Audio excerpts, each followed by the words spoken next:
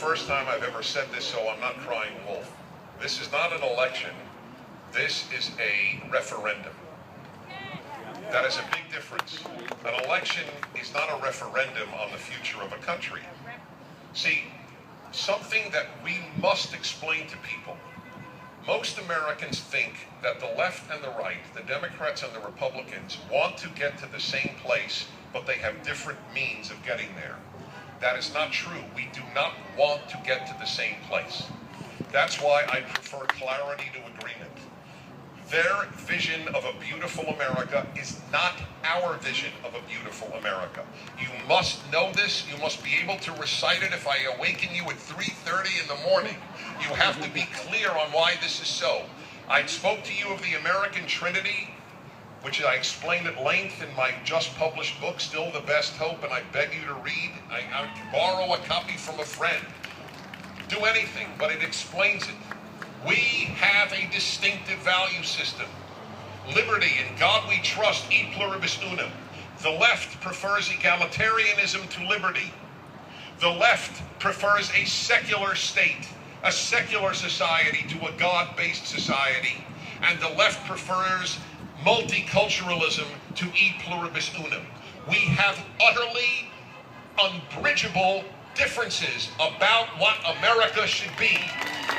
I don't care how you vote, but you must know what you're voting for when you vote.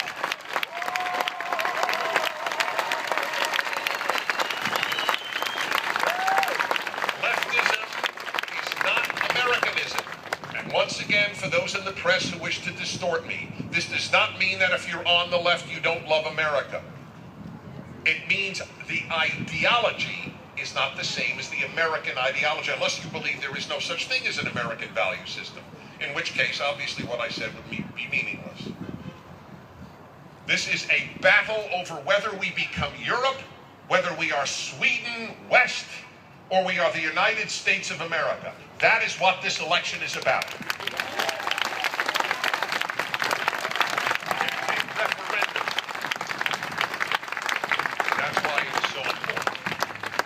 For my final word, I just want to note the presence here of hopefully the next mayor of Los Angeles, Kevin James.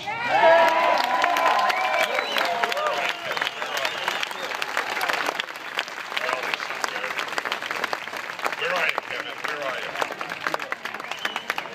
Yeah, there he is. There he is, waving back there. Yes. Yes, sir.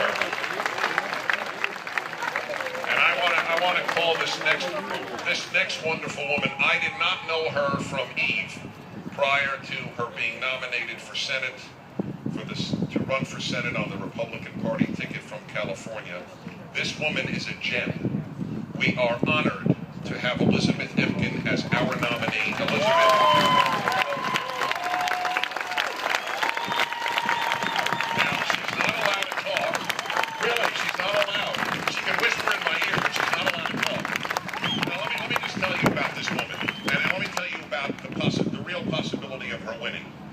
First of all, you don't win if enough people on your own side say you can't win. So get that out of your minds, okay? It's over with.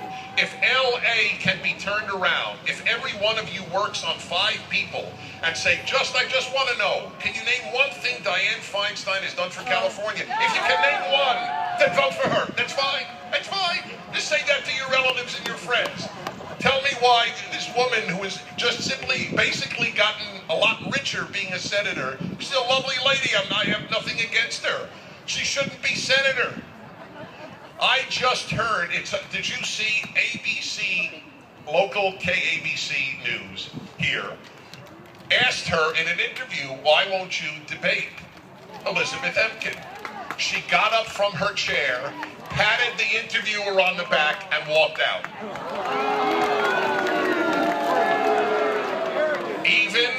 Now you got to give credit where it's due. Even the Los Angeles Times said there's something wrong in a democracy if you won't debate your opponent. On that alone, and I'll tell you why. You know why she won't debate? I know, well, why establish you want to give a platform to Elizabeth Emken. That's a tactic. But there's a bigger reason. Elizabeth Emken would win the debate as decisively as Mitt Romney won his debate. That is the reason. And you know why? And I want you to know why. They don't run on ideas, they run on emotion. And if you can't lie about Republicans, you lose the debate. You can lie about Republicans because the press is protecting you. But when there is no press and no teleprompter, you're doomed in a debate with an articulate Republican. That's the point. Now, it's wonderful that you're applauding, and I mean it. It is wonderful, because we need to reinforce one another emotionally. This woman needs your support, and I can say it more easily than she, and that includes financial support. She has a booth back there, is that correct? You can meet Elizabeth, shake her hand. This woman has devoted her life to autistic kids, while Diane Feinstein has been devoting her life to, I don't know, but something. How any Democrat can run in California is beyond my understanding. I ruined your state, may I have your vote? That is really the motto. When I moved here 35 years ago, this was the center of American economic and moral dynamism. It has been ruined by Democrats, and then they continue to run for office. There is chutzpah, does not hubris. Maybe the Greeks had a better word than the Jews. I don't know what word can identify it. This is a great woman, and she will be a great senator. Please go to her booth after and help her out. She is now talking in sign language because I was told that candidates can't speak on federal property when they're running, and that's fine. I'll speak for her. God bless you, Elizabeth. God bless you. So finally, let me just say, I truly believe we win on the arguments. We win on the arguments. The president did not lose in the debate because of stylistic deficiencies. He lost in that debate because there was no press to protect him, because he was up against a man who knew so much more about the economy than he did. It should have been an embarrassment, and it was an embarrassment. He's a very bright man, the president, but he does not have the intellectual depth to be the president of the United States. He is very bright. I am sure he means well. He has a beautiful family. All that is true.